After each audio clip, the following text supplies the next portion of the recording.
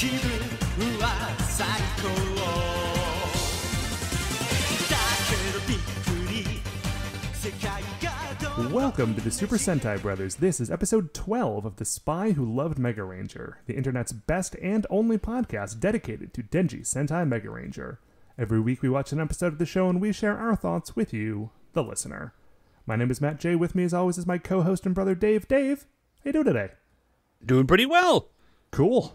Yeah, sorry, that's the whole thing. I'm doing okay, man. Hey, right on. Yeah, me too. You know, sun's shining, not too hot out, having a day. It's cool.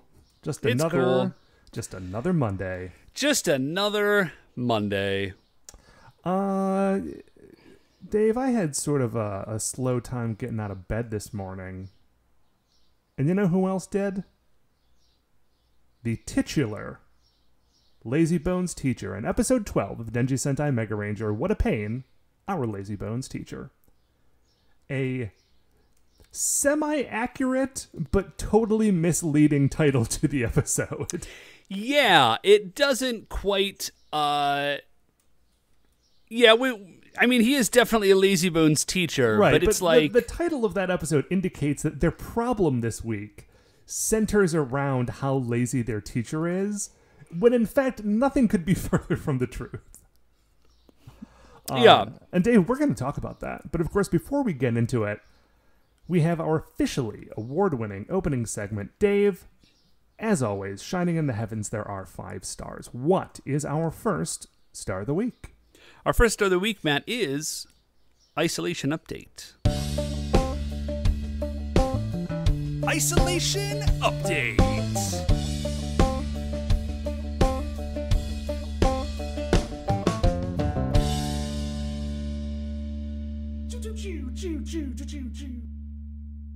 It's back.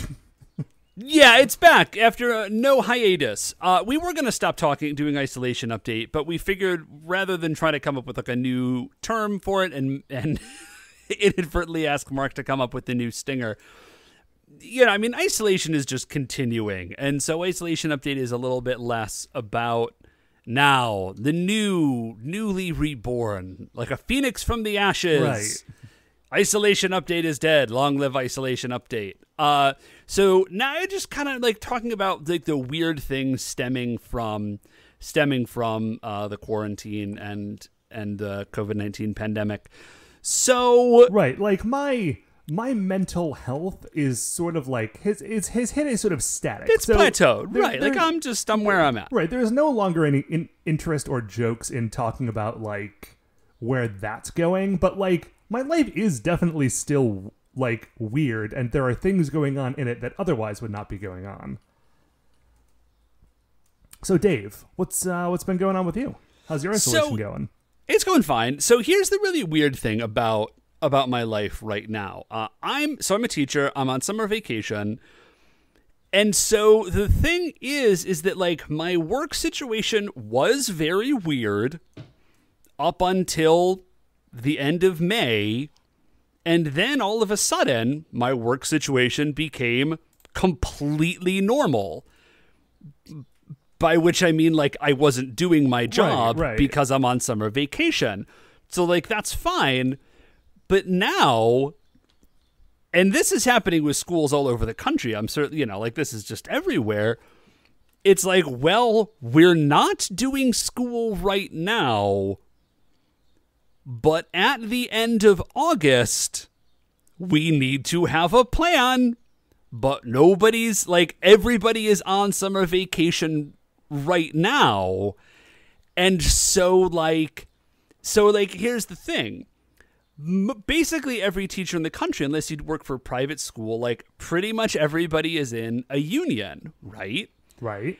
Well, because we're in the union, like, we have a contract, and the contract is in place to make sure that, like, we're not, like, abused and taken advantage of, and that, right? The union makes you strong. It's right in the song, The union makes you strong. Like, it's in the song, right? And so, like, one of the things that's in our contract, and it's in a lot of contracts, is, like, I am actually contractually prohibited from volunteering. I cannot just say, like, oh, I'll just come in on a Saturday. It's fine. And the idea being that, like, that way a principal cannot say, like, Sure, oh, yeah. sure would be cool if somebody came in. Right. Like, I cannot do that. And so, like, it's summer vacation, so nobody's doing anything. I mean, like, I'm planning stuff on my own time just to, like, get prepped. But, like, I don't know what stuff is going to look like. And I feel like other jobs, they have the advantage of, like, well, we're working on it and we're continuing to try and do the thing. But, like, you know, we're sort of seeing how things are going on a rolling basis. Whereas my job was just like, stop in June. We'll figure it out. Yeah, you got like, obviously, 2.5 whole months. Yeah, well, but it's like 2.5 months of not doing the thing to see, like, what's working and what's Right, not. and then just hoping that on the other end of that, there is, like, another branch for you to land on. Yeah, man, like, we just launched into the ether. And then the other thing, this is like a mild rant, and I guess I'll just have to ask you to indulge me. Dave, are you asking us to indulge you on one of your patented rants? One of your guess. signature rants. Is that a thing? No, it's not. Okay. So here's a problem that I've been having, is that I'm seeing a bunch of people say stuff like, oh, we need to open schools because, like, I need to go back to work. Right? And it's like, listen, my dude, I get that in the course of educating your children, I am serving a sort of dual purpose. Like, I am doing an additional thing, which is I am watching your kids for you. Right. But that doesn't actually have anything to do with why your kids are in school. And so when people are like, I don't have childcare and I need to get back to work and it's so bad for the economy, like, da-da-da-da-da. And I'm like, my man, you are confusing your need for your children to be in school for your need for a babysitter. And those are very different things. Yes. Like, I'm sorry that the system as it stands is set up in such a way that, like, you don't have, that someone needs to be, like, watching your kids for you so that you can get money to be alive. That's a bad system. I agree. But, like, that doesn't mean that school needs to be open. Like, that's a different thing that you're just, that's a different problem that you're discussing. Right. Anyways, that's my mini rant, Matt. Patented. Signature rants. My isolation update is a little less professional and a little more physical. And, if I might, a little bit sartorial. I'm interested. Okay, so here is a thing. I have, over the course of all of this, lost, I don't know the exact number, but, like, some weight. Like 10, 12-ish pounds, maybe. I didn't weigh myself in the beginning. But, like, it is to the point where, yeah, it turns out if you don't, like, order lunch every day at work, and just, like, eat whatever vegetables are in your fridge for a couple of months, has a big effect. But here is the problem, Dave. The problem is that it's getting to the point where none of my pants fit correctly, which is annoying to me. And I feel like I should be going out and buying a new pair of pants. But, of course, we are still in the midst of a global pandemic. So I don't want to just, like, go to the store. And also, no one's gonna see me in new pants because I live alone and I don't go anywhere anymore. So it's literally just for, like, when I see myself in the mirror, my pants fit better. And then, like, frankly, when I'm going back to work in X number of months, whenever that happens, like, I'm probably going to start ordering lunch. And I don't know if these new pants would survive that, frankly. So I'm in this weird loop where I'm like, man, I gotta get new pants. Wait, why do I need them? And also, do I though? Is that a huge waste of money? Well, what if you did this? Buy one pair of pants. Well, see now, Dave, here's the trick. The problem is that I like to have a pair of jeans, and I also like to have a pair of shorts. But very often, as I'm sure you know, the shorts that I have are shorts that I've made from my retired jeans. right? Yes. Yeah, that is a concern. Now, the problem is that all of my genes that I could retire all don't fit right. And so I'm back to the same problem, and then I've ruined a potentially fine pair of genes that I might need again in the future. Well, here's what I would say, Matt. Normally, I'm not an advocate of buying cheap clothes. I would say in this case, just buy a pair. Just go to like Old Navy or something. Buy a pair that, you know, it's a tester. And maybe it'll be a tester, Matt, and an inspiration. So what you're saying, Dave, is to go full H&M on this. Like, get something that you know is going to break down in a matter of weeks. Yeah. Yeah, buy what are effectively disposable pants. I legitimately bought a pair of shorts from H&M once that I wore, I think, twice before they just tore in half. The problem is they were linen, and like the knit on the linen was too loose, and so it just it just did not go well. Anyway, hey, can we call that 2 stars instead of 1 star? I feel like we've been talking about this for a while. Yeah, sure. That's good. So then what, Dave, is our 3rd star of the week? So our 3rd star of the week, Matt, it's a new segment, you're welcome, Mark, that we're calling Bun Vulcan.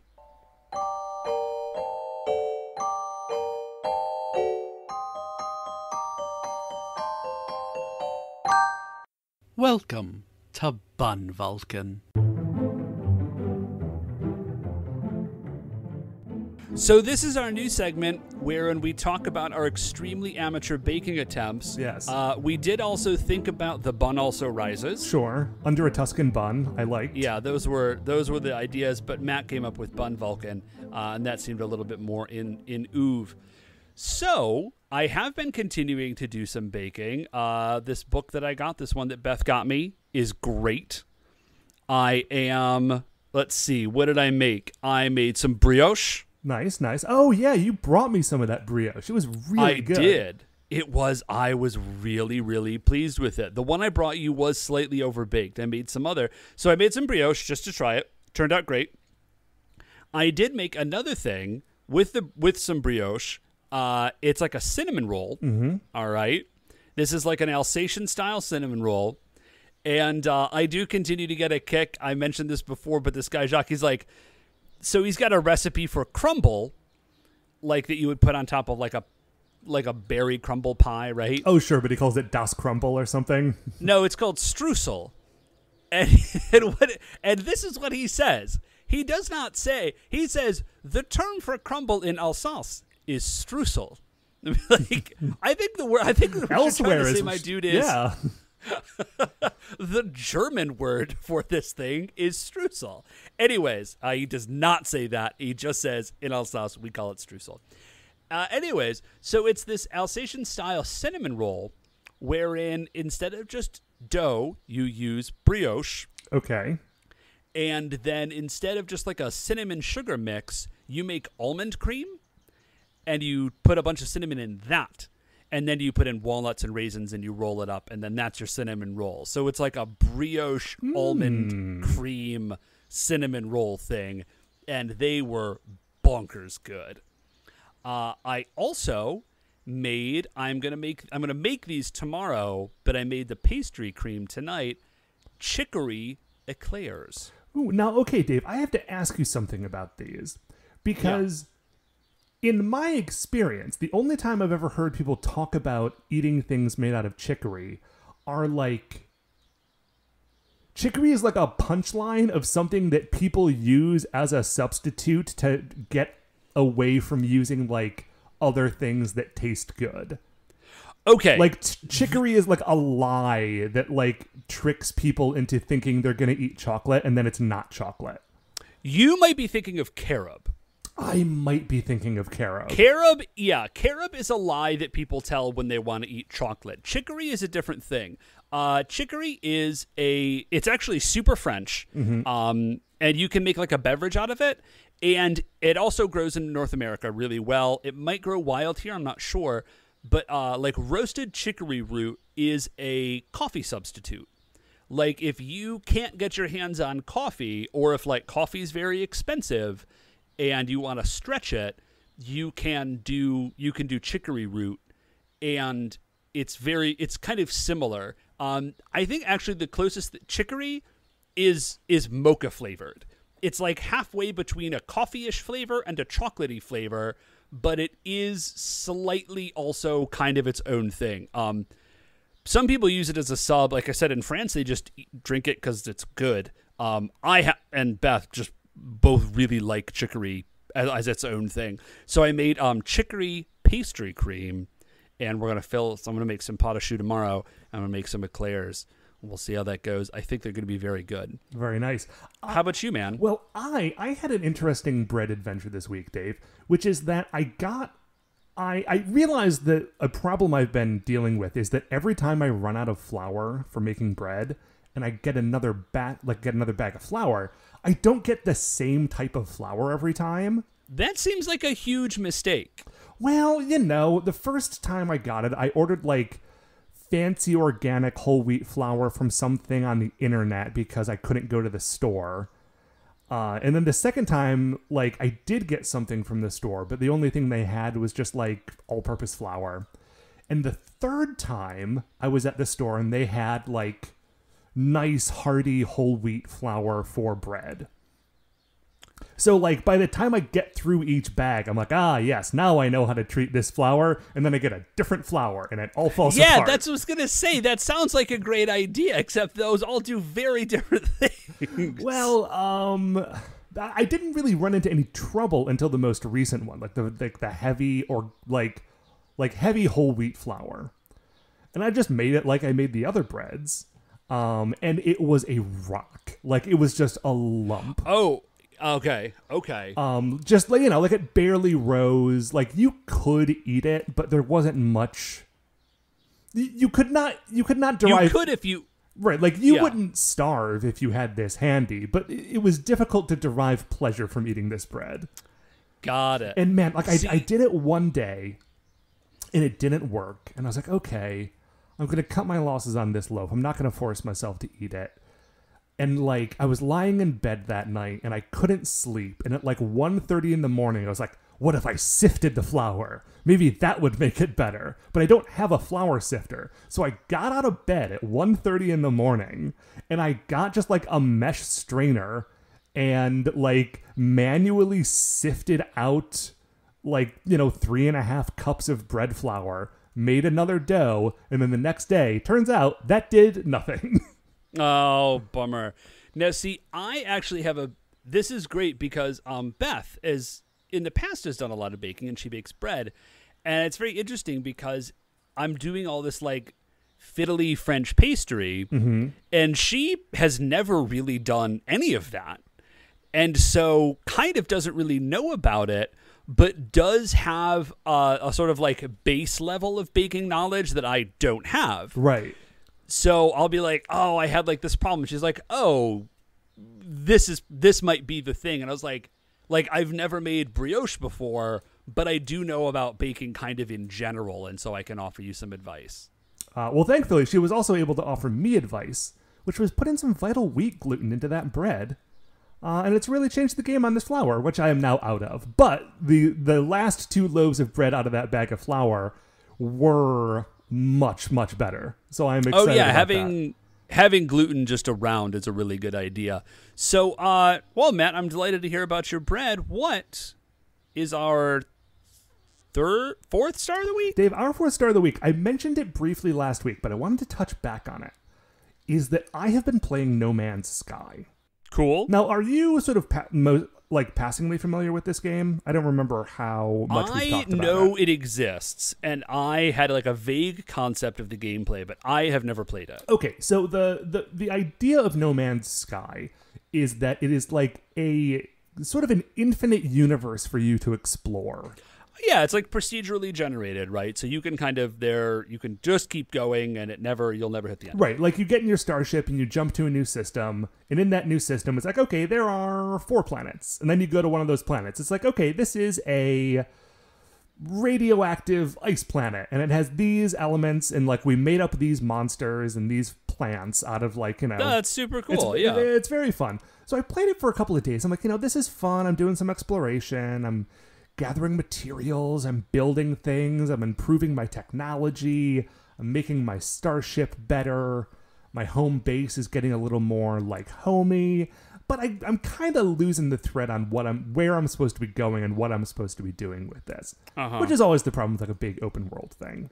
And then, Dave, I jump to a system, and there is a like star freighter convoy that is being attacked by, I don't know, space pirates or something, some hostile starcraft. And it's like, oh, and they like signal me. They're like, hey, come, please help me. So I fly in and I shoot down the hostile ships, and I get a hail, like, something comes over on a hailing frequency from the freighter. And it's like, hey, thank you for saving me. Please come aboard. So I dock my thing in the hangar bay of this freighter, and I make which I did not to this point know that freighters existed in this game. I knew that there were like space stations and planets, and that's all I thought there was. So I get in there and I get up to the bridge, and the captain is like, man, I could really use less stress in my life, specifically the stress of being the captain of this freighter. Okay. Thank you for saving us. Do you want this ship? This is just your ship now. So now I have So now I have a freighter, and then I find this other convoy. And it's like, oh yeah, there are like 5 ships here that you can just hire to add to your fleet. So now I've got a freighter and a fleet, and I go aboard my ship. They're like, oh yeah, we can send your fleet on missions. Like, just assigned, like in Assassin's Creed Brotherhood, where like you have the Brotherhood and you're like, yes, go to Constantinople and like find this guy. It's that, but it's like, okay, send these 3 frigates out and they're going to go gather materials and, I don't know, shoot a guy. And so now I've got like this whole other part of the game that I didn't even know existed until I was in it. And you can like customize the interior of your freighter. And I have gone from being worried that I was going to lose interest in this game to being worried that I will lose interest in other things to make room for more of this. Well, that sounds rad, man. Maybe I will. Yeah. I'll go check it out. I don't know how sustainable it's going to be, but I'm really enjoying it right now. What is our 5th and final star of the week? So our 5th and final star of the week, Matt, is I am finally kind of looping back around to find some time to work on Go Sentai Heroes again. Nice. Yeah, it's very exciting. Dave, I'm sorry. I just realized that every single thing we've talked about this week is something we have previously talked about. Listen, man, we're doing our best here, guys. So Go Sentai Heroes, if you're new to the show, is a tabletop role-playing game that I've been working on for quite a while now, really. And it is partly like a Sentai simulator, and it's partly a role-playing game. And some people have been cool enough to read the rules and kind of play test it and get back to me. And so this round of updates is really just incorporating a lot of the stuff that people got back to me about, which is very cool. So I'm like reordering some of the character creation stuff, and I'm clarifying a handful of things, and just kind of like reworking a little bit of the rules, just some tweaks and fixes and kind of changing little things around. So that's really exciting. And so if you're interested, so if you haven't already and you're interested in hearing more about this game, or you want me to send you out the rules to playtest, you can actually email the show at, just the email address is gosentaiheroes@gmail.com, and I'll send you out the rules. So that's that. Yeah, it's pretty. I'm real into it. Cool. Well, Dave, speaking of Sentai, we've got an episode of it to talk about. We're going to talk about episode 12 of Denji Sentai Megaranger. It is called What a Pain, Our Lazybones Teacher. It was written by Junki Takagami. Its original air date was May 4th, 1997. You can either watch it on the DVDs, or you can stream it from Shout Factory's website, and it's a good one.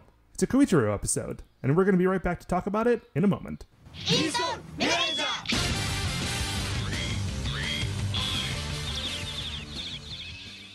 Okay, welcome back.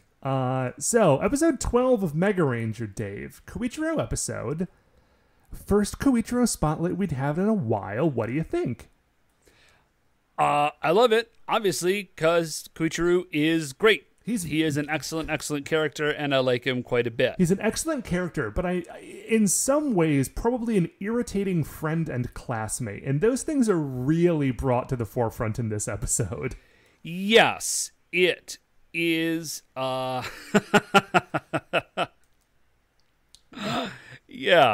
Okay, so the episode starts. Kenta is like running to school. He's like practicing his apologies before he gets to class because he is running late.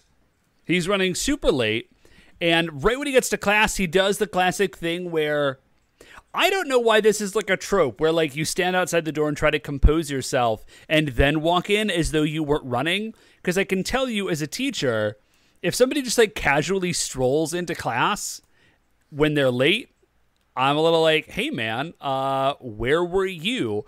But if they dash up to the door, like panting and say, I'm so sorry, I'm like, oh, well, clearly you were doing your best to get here. Something must have happened. That's fine. Come on in. So what you're saying is that like a student who is running late should like they can saunter up to the door, but they should definitely stop to do a few jumping jacks before they come in. Yeah, do a few jumping jacks, and the last like 10 feet, give yourself like a running sprint.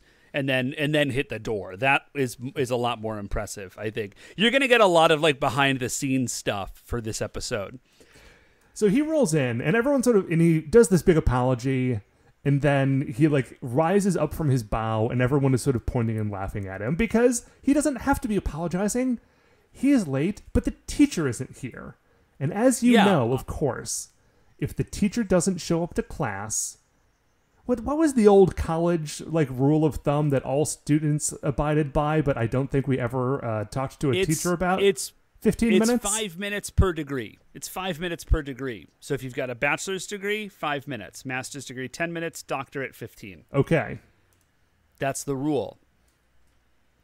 So if it's like a TA, yeah. So if it's like a post grad, they got 5 minutes. If it's like a TA that already has a master's, it's like working on a doctorate, 10 minutes. If it's like a full professor with a doctorate, 15 minutes. That's a rule. Now, of course, they're in high school, so they don't have anywhere to go, right? Because they're just also stuck in the high building. school, you're not allowed to leave. Right. That's a key part of high school, is that you're not permitted to leave just because you feel like it. But they definitely have just sort of descended into anarchy. Like, there's no teacher, and they're all just hanging out.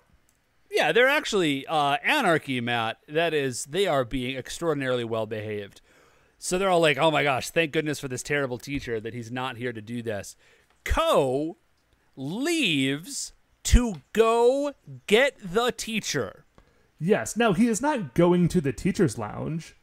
He is not. Oh, no. He's not going to, like, the nurse's office where the teacher is secretly taking a nap, like some people do in the middle of episodes. No, in fact, he goes to the teacher's apartment. Bangs up. I love...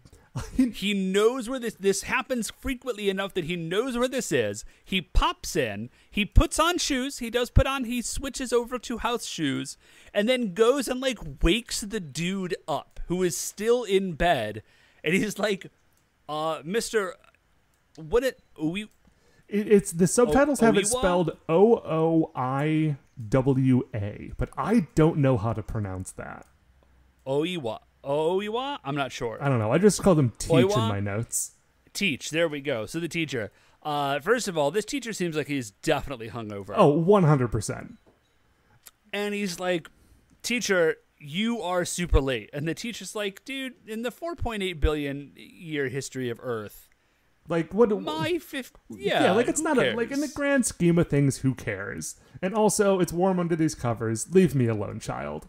And he has to like fight and drag this teacher out of bed. It's incredible.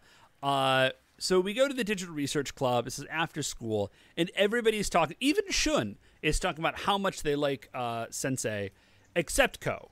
Ko is like, dude, if you're a teacher, you should be a good example. You should be on time to class. Yeah. We are here to learn. And the thing that I think is important is that the other four love this teacher, not because he is lazy, but, like, he is that sort of teacher that, like, yeah, he's late to class and it seems like he's not paying attention, but he actually, like, does care about them and is smart and, like, pays attention to their lives. You know, like, he's like a real guy. He's not just, like, a cartoon of a man who sleeps on his desk. Yeah, they do. They talk about like, oh, he knows all this stuff and he has all these great stories. He's very cool. So we go from there to the twisty dimension, Nazare dimension, and Ugande has an incredible plan. And he's like, we need a plan of destruction. We just need to blow some stuff up. Right. Like, after a couple of weeks of, like, really creepy and clever, great Shibolena plans, Ugande's plan is like, I know what we need to do. Cause chaos. So before we blow up all the cities on Earth, let's blow up just one city. Like, just to freak them out. Dr. Ito's like, that's cool. How are we going to do it, though? And he says, wait, this is a bizarre timeline that we're about to encounter here. Because they're like, that's a great idea. How will we do it, though? And then Dr. Hinelar says, well, there is like an energy, like a powerful energy field that is like coming from an asteroid. Yeah. It's approaching Earth. So what you need to do is capture it, and then you can use it somehow to destroy a city. Shibolena says, great, Mol Nezare is already on it. He has already built a machine to harness that energy and will then use it to destroy Tokyo from underground. Dave, how would you describe Mol Nezare's look? He is a mole man. Yes. With, like, this is kind of the vibe of most of these monsters, is that he is, like, partly a biological mole man, and then partly, like, a mole bot. Yeah, person. Sort of. And then it sort of twists up in around him. So he's got one arm that's like a regular mole arm, and then he's got another arm that's like a robo mole arm. And then he's wearing, I can't tell if he has like one big bionic like robot eye or if he's wearing like a Cyclops visor. I think he's wearing a Cyclops visor. That's sort of like held onto his head with a golden chain. Anyway, so he's got this whole thing prepped and ready to go. Yeah. So, except this does not seem to be like... So Shibolena clearly already, or whoever, already knows about this because Mol Nezare is already working on this plan. So I wonder if when they say like, oh, thank you so much for telling us, Dr. Hinelar, like, great plan, like they already know. And Dr. Hinelar's like, I have a plan. And they're like, oh. And like it's like super patronizing. Right. It's like the process here is that Ugande says we should blow something up. Dr. Hinelar says, that's great, but we should have a plan for how to blow it up. And Shibolena says, I already have a plan. It's in motion. People are on the ground right now. So Shibolena is just like running circles around these other two. Yeah. Like, by the time Ugande remembers that he wants to blow something up, Shibolena has complicated infrastructure in place to destroy the city of Tokyo. It's fantastic. So we go, and Ko is kind of running class, and he's like the first, like the class president or the first student or whatever it's called, and Sensei is handing out test scores. He's like, hey, I graded all your stuff. Everybody's got it here. Here you go. And Ko gets his, Koichiro gets his, and he got like a 52%. Which is unheard of. He's devastated by this. And the teacher, this is so insane to me. The teacher's like, oh yeah, it looks like somehow all of your answers just got kicked over one column. It's like a multiple choice test. So instead of answering A, you accidentally answered B. He's got like a Scantron. Yeah. And so what that tells me is that this teacher recognized this pattern, saw that presumably Ko would have gotten all of them right, but said, well, you marked the test wrong. I guess you get a 52%. And, like, that's the grade that he gave him. And then Ko also, like, the driving point of this episode is that Ko feels like this gigantic failure because he got this 52% on the test, despite the fact that he knows he did, in fact, know everything on the test. Right. The episode sort of walks the line, this weird line on this, because I think that the writers of the episode wanted to have Ko do badly on a test and have it shake his faith in himself, but they didn't actually want to show him like not know the answers to something because he's such like a brainiac, like honor student. So the only way they could do it is like, well, he was so tired from doing Megaranger stuff all the time that like just over halfway through this test, he like got distracted and like just like his eye shifted slightly to the right. So the big error he made was like just logistics. It wasn't not knowing the thing, so it sort of lets them have their cake and eat it too with like, well, he did terrible on this test, but he still knows everything. But it does kind of make it weird. Yeah, it is. It's absolutely bizarre. And then the teacher's like, well, listen, man, tests aren't everything. Everybody makes mistakes once in a while. It's okay. And it's just like life is more than exams. And then he wanders over to the window and he's like, it's such a beautiful day outside. You know, life is more than just tests. Let's go outside. And everyone starts to cheer, except for Koichiro, who turns to the teacher and says, like, will you please do your job correctly? Yeah, I did get yelled at about this once. I was taking English classes outside to, like, read poetry, and my principal was like, you're not allowed to do that. But come on, the teacher who lets you go outside to read the poetry, that's like... I know, it was classic. I was early in my career, and then an administration was like, it's a liability problem. You're not allowed to do that. And also, if everybody did that, like, school wouldn't function. Yeah, so I guess that's fair. You can't be like the one guy who does it because everybody can't do it, so just don't. And I was like, all right, fine. This episode gives such great examples of, like, the teacher every student wants to have and the terrible classmate who's always reminding the teacher that, like, they forgot to give them homework. And, like, as a guy who has not been in a high school since 2002, like, boy, did it bring back memories. So I don't know. I guess I was in a high school in 2006, 2007. I was going to say, you taught at a high school. Yeah, sort of. And did you ever forget to give homework? All the time. Yeah. So they're hanging out outside, and here's the thing. It seemed like they were going to have class outside. That's not the case. They just go on like a little picnic, and they're just like chilling out. And Sensei is chilling what I would describe as inappropriately close with some of his female students and like sharing ice cream with them, so that's not a great look. No, that's probably an HR violation. It doesn't seem overtly creepy, but it's one of those things that you should avoid. Yeah. So they see Koichiro, the Rangers are talking, and they see Koichiro, and Kenta's like, what's his problem? They're like, dude, he got a 52 on the test. He's super bummed out. Kenta's like, what are you talking about? That's like 20 points better than I did. What's the problem? Oh, Kenta, you beautiful idiot.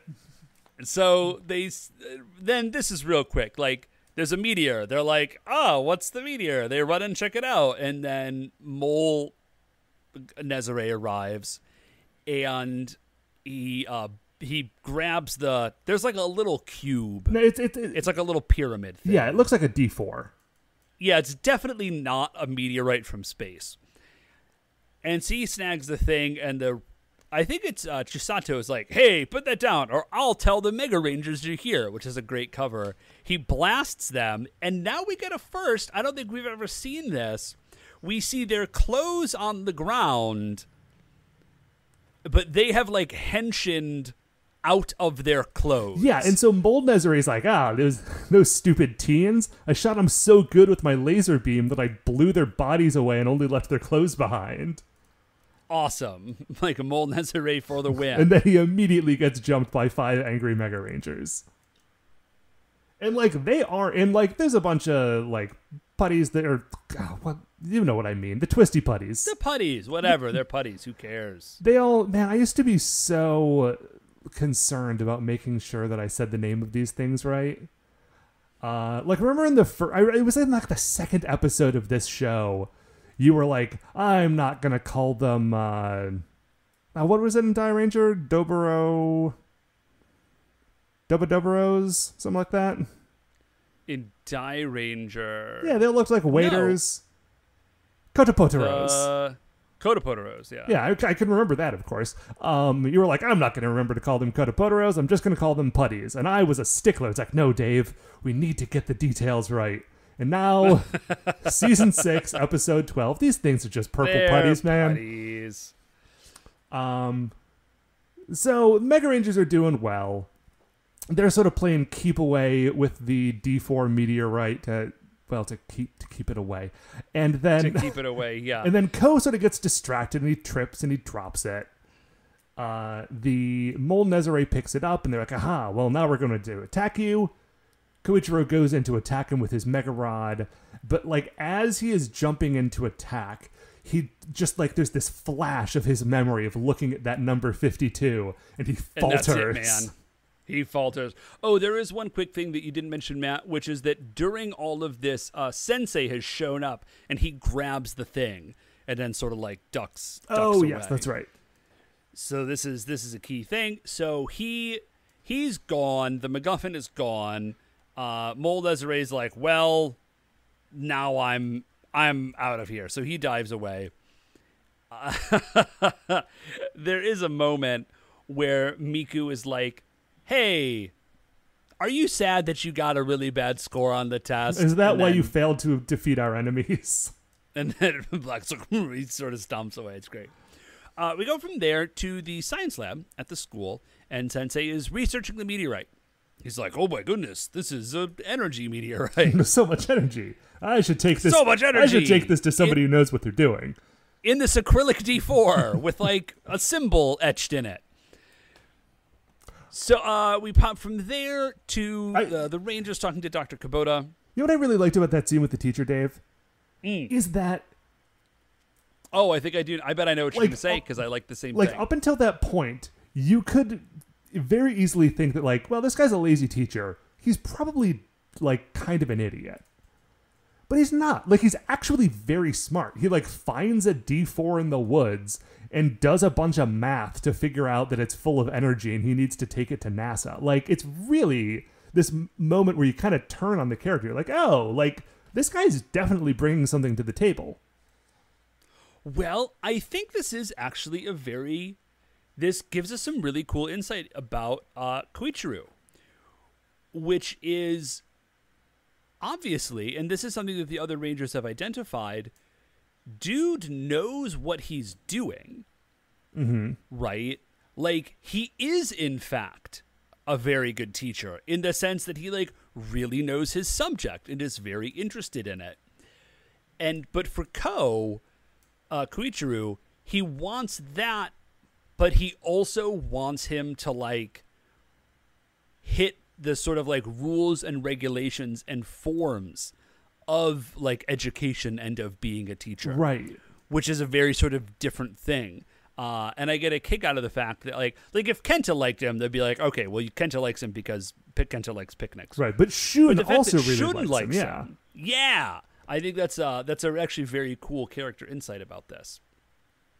So there's a brief scene where Kubota's like, hey, where's this thing? And everyone's like, we don't know. It's just gone now. And Ko gets up and leaves because he feels super guilty because, of course, he is the guy who lost it. And because Kubota's like, man, it's really bad that we lost that because if the monsters have it, they can definitely blow up the entire city. Yeah. Of course, Kubota at this point does not know that it's Ko's fault because, like, no one has snitched on him or anything. But Ko knows.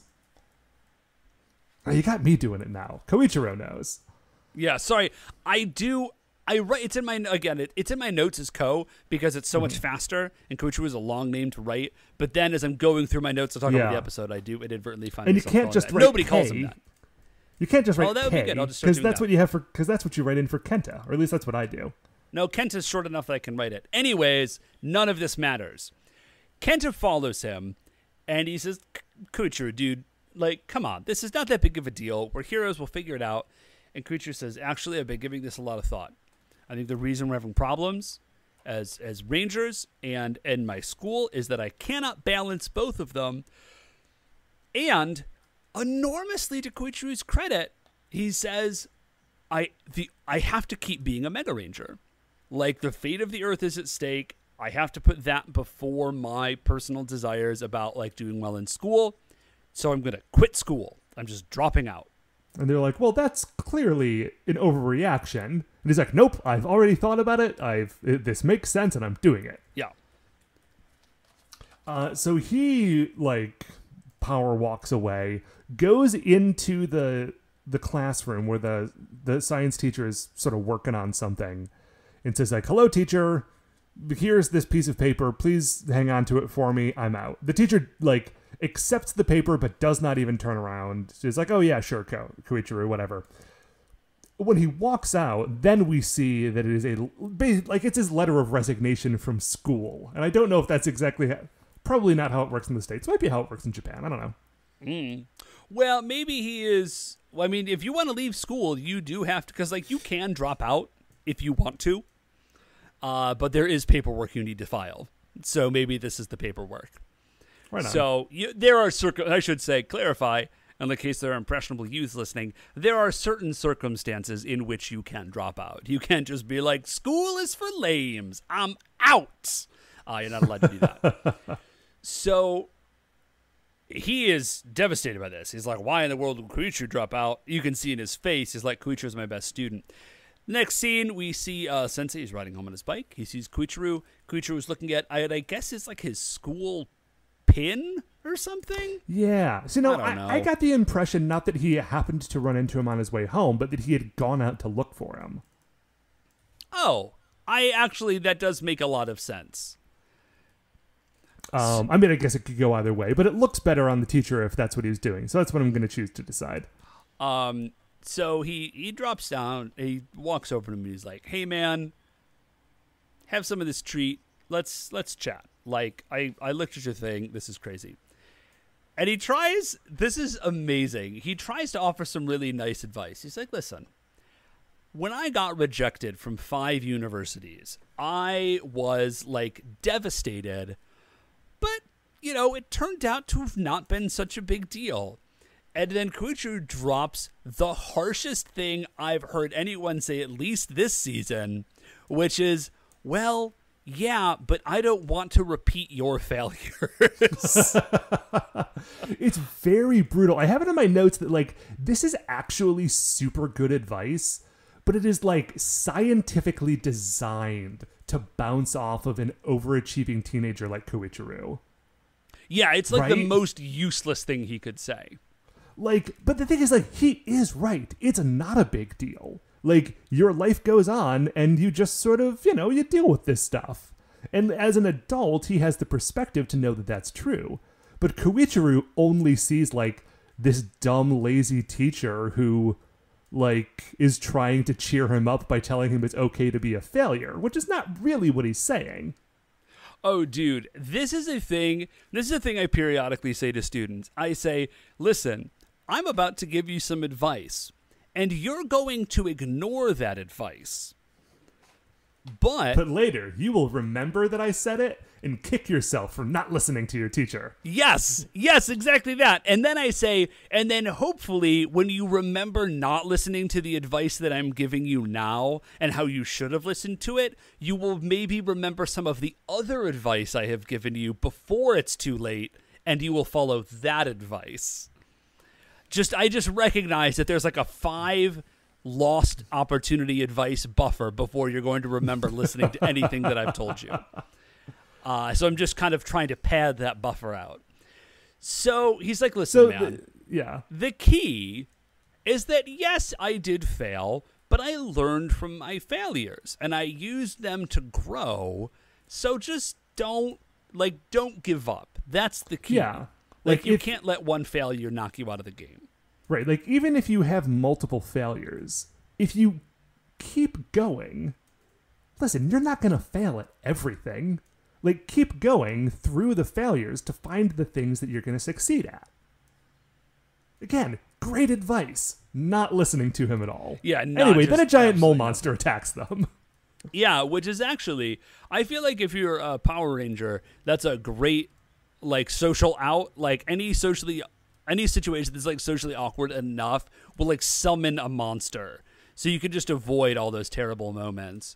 So the mole Lazare pops up. He's not looking for Koichiro because he has no idea that Koichiro is a Megaranger. Yeah. He's also not even looking for Sensei. Yeah, he just happens to find him because he's got the energy meteorite in his pocket. So he grabs the dude, like jumps back down this hole that he had burrowed up through. Koichiru's like, no you don't, not getting away from me this time, and just dives down the hole and transforms like halfway between the surface and whatever like subterranean cavern they land in. Yeah, it's a real dope move. They fight down there for a few minutes. Koichiro is able to like knock the meteorite, which is all sometimes being referred to as an energy field. Like it's not that came from an energy field or that it emits an energy field. It's that is the energy field. It is itself somehow. I don't know. For whatever reason. So basically there's a very cool tunnel set. It does look familiar. It looks like the tunnel set from when the Kaku Rangers were chasing Azukirai through a cave. It might just be the same cave set is what I'm saying. Yeah, maybe. So they Mole grabs the meteorite, and then there's a solo fight with Black. Sensei runs, he grabs the meteorite again, and he says, I can't let him get the meteorite. So his plan is to swallow it, which in the moment, I guess is like, first of all, that thing is friggin' huge. It's enormous. It's like, it's the size of a golf ball, but a pyramid. Like, there's no way that he is actually able to swallow this thing.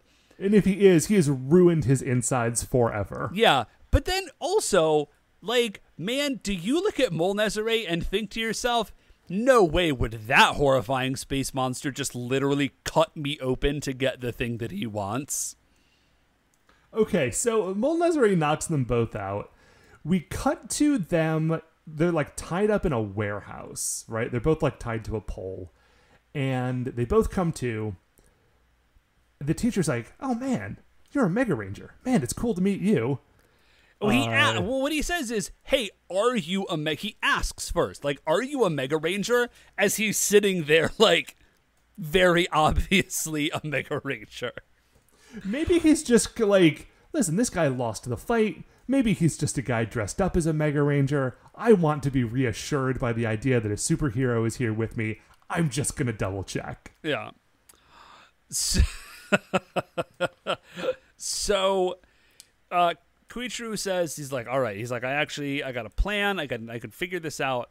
So here's what I'm going to do. Like, I can scan. I can send a message. I got a satellite in my brain. Right. He can't get through. There's interference.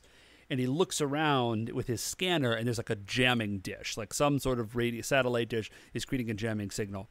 And he's like, oh no, I failed again. And then the sensei looks over at him and gives him a look that to me very clearly reads as, oh, you're Koichiro, aren't you? Right, Koichiro is Mega Black. I know this now. Right. I'm not going to mention it because you're clearly invested in having a secret identity, but you are definitely my student, Koichiro. And what he says is, you remind me of a student I have. Not Koichiro. He gets very upset about tiny mistakes. And I keep trying to tell him... He is a huge overachiever, just like you. Just like you. And he gets really torqued up about tiny mistakes. Now, in Koichiro's defense, I will say that this tiny mistake... Because, like, what Sensei says is, like, it's not the end of the world. Well, in this case, it actually kind of is. Yeah, it might be. But Sensei gives him, like, a really good pep talk. He's like, listen, man. Like, everybody fails sometimes. It's part of being human. There's nothing you can do about it. It's like the Alfred pep talk that he gives Batman, right? Like, why do we fall off the horse, Master Wayne, so we can get back on? He does this whole thing. Then... it has the best ending possible, which is Mole Nezare just walks over and like jacks Mega Black in the head, and it says, "What are you two talking about?" It's like, here's what's gonna happen. You've got that thing in your stomach, but I don't care about you. I just need that thing that's in your stomach to be inside that machine so it can absorb the energy. So you're going in the machine. It'll absorb all of your energy, and then it will absorb all of the energy from the thing, and then I will destroy Tokyo. Yeah. You have saved nothing. She was like, but that will kill him. And Moldezere says, I don't care. Yeah. I only waited for you to wake up so that I could hear your screams. He doesn't say that, but like, come on. Moldezere is a mean person. Well, a mean mole. He throws the teacher into the machine, and again, Koichiro starts to despair. And as his energy is being sucked out and he is being killed by this, he doesn't die. As this machine is beginning the process that would kill the teacher shouts out to Mega Black. He's like, hey man, don't give up. You haven't failed this challenge. Like, you're still in the middle of it. You can pull this out. Yeah. And then he kind of Koichiro sort of like rages out. Well, Mega Black like rages out and he breaks his bonds open and he jumps up and he says, Sensei! Which again does kind of blow your cover, Mega Black. Right. It's like, no, I mean a teacher, not necessarily mine. Yeah. So you just mentioned having a student earlier, so I thought that might be your profession. So he manages to get the message out a little bit. We get a quick shot. Everybody kind of gets half the message. They're like, we're not really sure what that was, but we can track the signal. Great. Yes. So they hop in a vehicle that I forgot they had. It's their... Digitank, right? Digitank. Yeah, Digitank. They hop in that, and they're tracing the signal. They drive all over Tokyo until they can find it. They crash through a wall, because that's what this thing does, basically, is it tracks signals and crashes through walls. And they carries them where they need to go, you know. Oh, yeah, sure. They show up sort of as Koichiro. Like, he has been managing to keep things afloat, but, like, the fight is starting to turn against him, just as his friends arrive. Once they arrive, he, like, takes that opportunity to pull the teacher out of the machine and then destroy the machine. They all hop back in the Digitank and drive back out through the crashed wall just as the building blows up. Or, you know, the interior of the building has an explosion. Yeah. So they're like, wow, Mega Black, like, you did it. That was awesome. And he's like, no, it was thanks to my teacher. And then Moldezere is back. And then Black runs in. I forget what he says. He says something real dope. Great review, Dave. And he just solo fights Moldezere again. He goes absolutely beast mode. I love it. The thing that I did think was interesting is that he is dropping a lot of like Yellow Ranger style moves, specifically that move where he like just picks him up and spins around and throws him.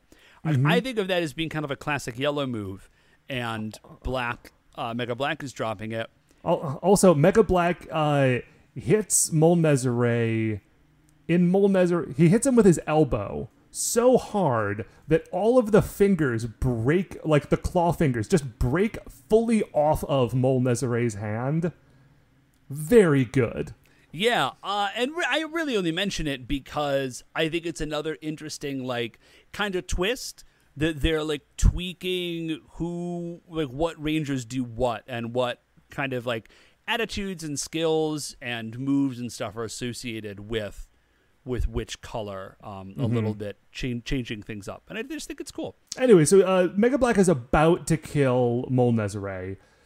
Before he's able to, BBDB pops in, and Moldezere is like, yes, infect me with the Gigantovirus. He gets infected with the Gigantovirus. And now it is a giant versus Galaxy Mega fight, which is very cool, because once they get into the cockpit, Koichiro is like still all fired up about this. Dude, this is so great. So Red, of course, sits in the main spot where he always sits, and then he says, or Koichiro says, hey, actually, like, let me do this one. And Kenta says, to his credit, like, yeah, dog, you got this. And Koichiro sits in the main seat, and then it is on. Yeah, and like, this fight does not last particularly long. But Koichiro just the degree to which he wrecked Moldezere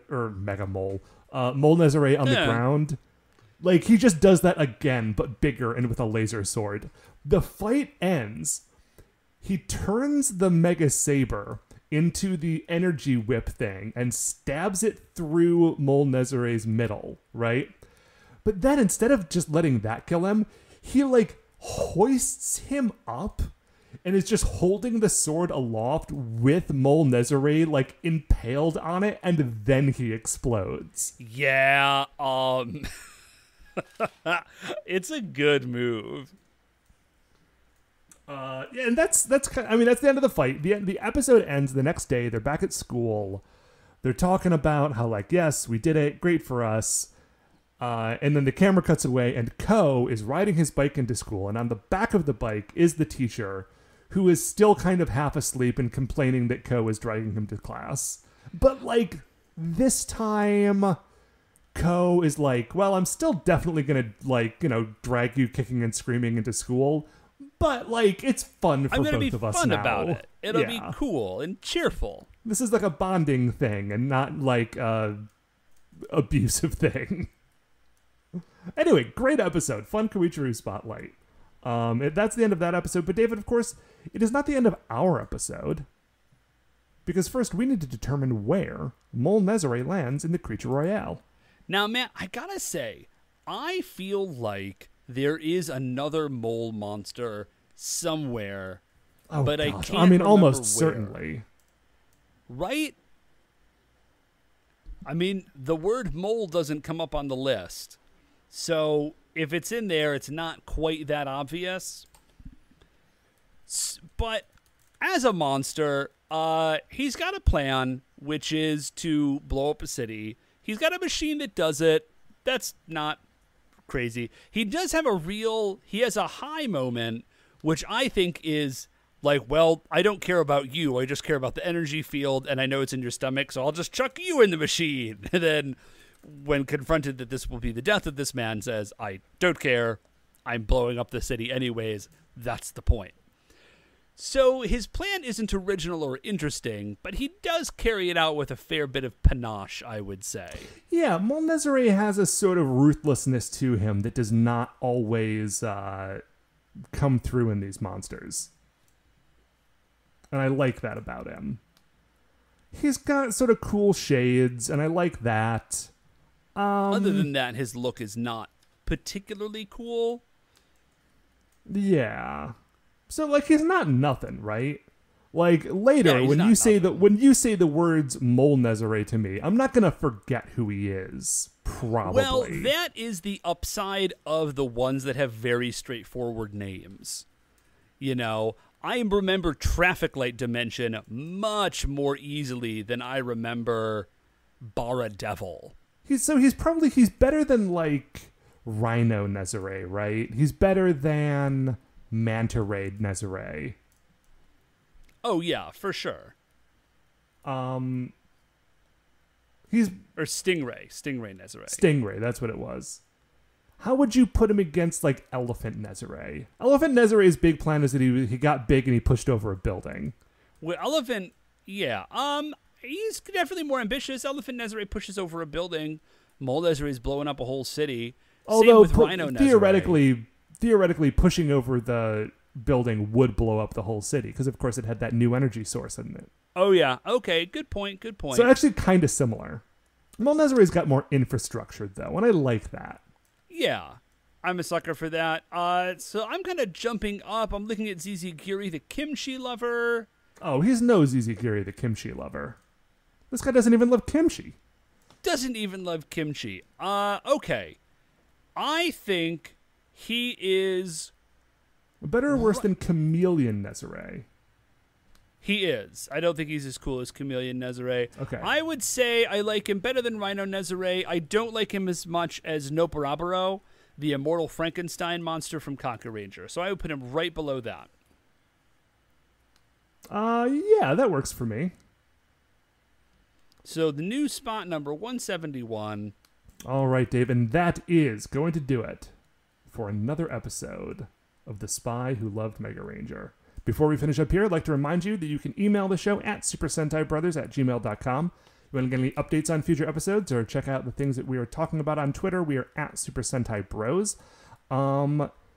Dave, if people want to, are you doing the playtest, send out playtest rules again for Ghost Sentai Heroes? Yeah. I for sure am. So yeah, if you want to email me at gosentaiheroes@gmail.com, I will get the rules out to you, and I'm super excited for any feedback that people have. Right on. Folks, if you like the show, please remember that shining in the iTunes review section, there are 5 stars. Rate, review, subscribe on there, tell a friend. Just get the word out, man. Join our street team. We don't have a street team. Don't do that. Not yet. The super actually don't. Right now is a bad time to join anybody's street team. Don't don't go join out on a the street. for no Don't join. reason. Don't start a street team. At least not for something this mundane. Although we are, as I'm about to mention, the greatest show on Earth. Dave, the Super Sentai Brothers are a production of Retrograde Orbit Radio. To listen to any of the other great Retrograde Orbit Radio shows, you can find them all at retrogradeorbitradio.com. Once again, we are the Super Sentai Brothers. I'm Matt. I'm Dave. And we'll see you next week for the greatest show on Earth. Aforementioned. Mega